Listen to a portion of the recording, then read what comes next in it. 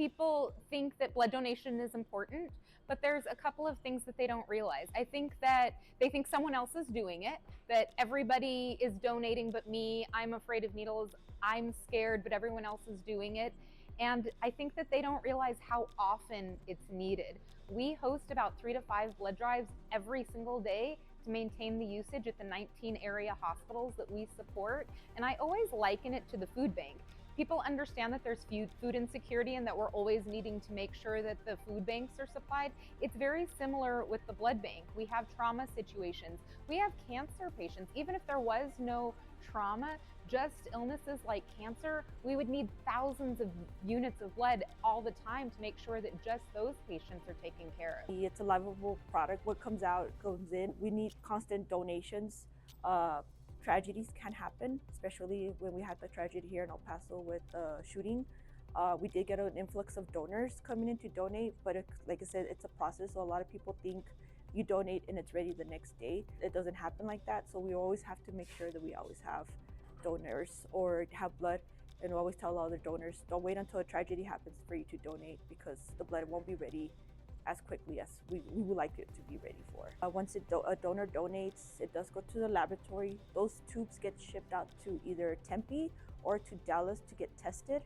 Once those tubes get tested to make sure that the blood is okay, it's good to go, they will give those notifications through the laboratory. Once the laboratory is good to go, they will label the product and then bring it to us. And that's about 2 to 3 day turnaround time. Because we are the only operation that's supporting those hospitals, it's very important that we make sure that we're able to have the blood that the hospitals need, that the doctors are needing in order to support the local patients. We don't ever want to be in a situation where a hospital or a doctor needs to make a decision about who's receiving care. If you're in a situation where you're needing a blood transfusion, the last thing that should be on anybody's mind is that blood available?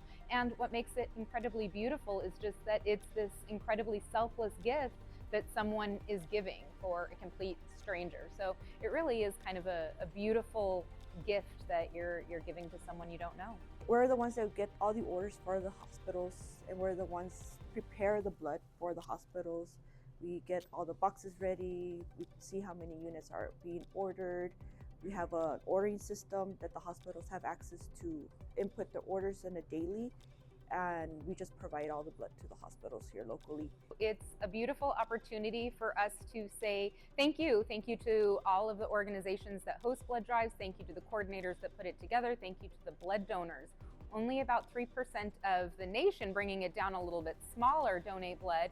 And in Las Cruces and El Paso, it's only about 1%.